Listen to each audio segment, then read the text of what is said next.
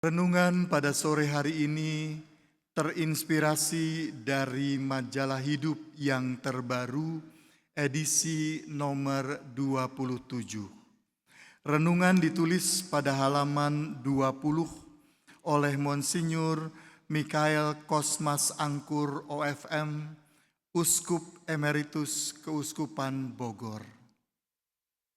Ibu bapak, saudari-saudara, kaum muda dan adik-adik yang terkasih, dalam sebuah ruangan kelas 1 sekolah dasar, ada seorang guru yang bertanya kepada murid-muridnya, "Siapa yang mau masuk surga, silahkan berdiri." Hampir semua anak di dalam kelas itu berdiri. Ternyata mereka mau masuk surga. Tetapi ada satu anak yang masih tetap duduk, sebut saja namanya Udin. Lantas dihampiri oleh gurunya dan bertanya, "Udin, apakah kamu mau masuk surga?" Dan Udin menjawab, "Iya Pak, saya mau masuk surga." Lantas gurunya bertanya lagi, "Kok kamu tidak berdiri?" Dan Udin menjawab, "Emangnya mau berangkat sekarang Pak?"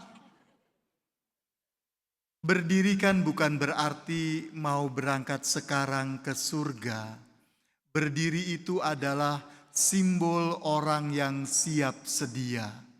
Sama seperti kita minggu ini, siap sedia menerima Allah.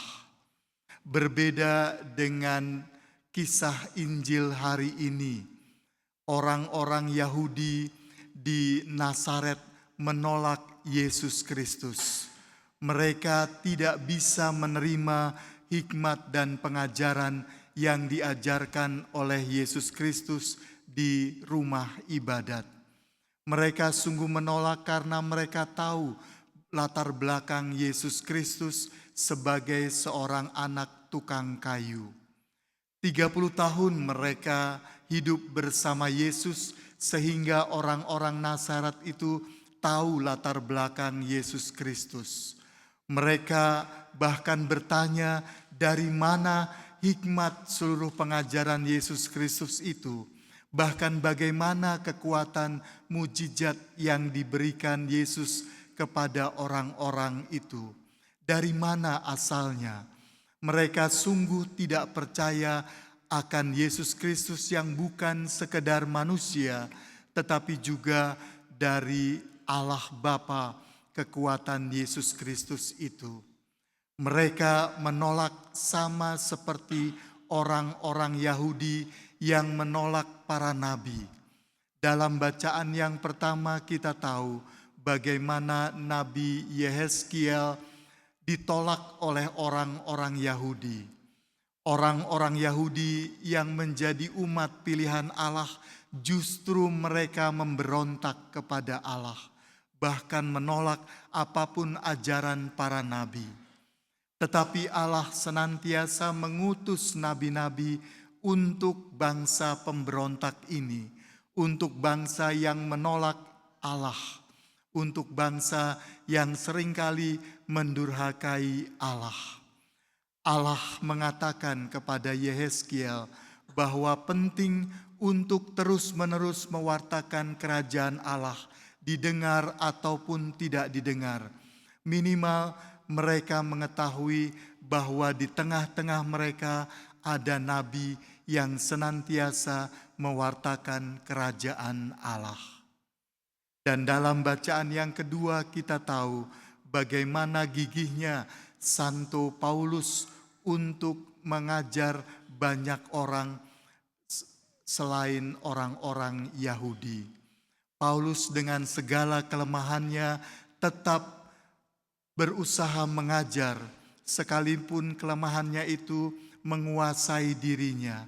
Tetapi dia percaya bahwa Allah telah memberkatinya dengan berbagai kelimpahan rahmat, sehingga kelemahan menjadi kekuatan baginya, karena di sanalah dia disempurnakan oleh Allah. Ada memang begitu banyak kelemahan-kelemahan dalam kehidupan kita. Bahkan seringkali membuat kita kecewa kalau kita ditolak, bahkan kemudian tidak melakukan pewartaan lagi. Ada kisah yang saya ingat dalam hidup saya ini. Dulu saya tinggal di Wisma Adi Sucipto, Rawamangun. Sekarang saya tinggal di Wisma Keuskupan Katedral. Ketika tinggal bersama di Wisma Adi Sucipto, saya tinggal berdua bersama Mas Parno, asisten rumah tangga Wisma Adi Sucipto. Setiap kali saya keluar rumah, saya selalu melewati depan kamar Mas Parno. Suatu ketika saya melewati depan kamar Mas Parno, dan ternyata dari dalam kamar Mas Parno terdengar suara seorang perempuan, suara Uut Permatasari yang bernyanyi, "Sudah mabuk minuman, ditambah mabuk judi, masih saja abang tergoda janda kembang, tak sudi, ku tak sudi." Saya penasaran dengan arti lagu ini, maka saya bertanya kepada Mas Parno dan dia menjelaskan. Ini adalah kisah seorang suami yang suka mabuk-mabukan, suka berbuat dosa, bahkan tergoda oleh janda kembang. Tetapi kemudian dia bertobat dan dia mau kembali kepada istrinya. Ketika dia kembali kepada istrinya, istrinya sudah sakit hati. Tertutup hatinya karena dia sudah kecewa dan menolak suaminya sambil berkata, "Tak sudi, ku tak sudi." Ini adalah salah satu penolakan yang mungkin juga seringkali kita terima. Tetapi penolakan ini sangat wajar karena suami ini berbuat dosa yang menyakiti hati istrinya. Tetapi kemudian dia bertobat dan mau kembali. Tetapi istrinya sungguh menolak dia. Maka kita yang menerima Yesus Kristus diajak dan diutus untuk berusaha semaksimal mungkin supaya orang-orang yang ditolak ini tidak mudah kecewa. Tetapi mereka mau kembali berusaha dengan lembut hati supaya mereka bisa diterima. Dan kita juga diajak untuk membuka hati orang-orang yang tertutup hatinya, supaya mereka tidak putus asa dan kecewa dan mau menerima kembali orang-orang yang telah melukai mereka.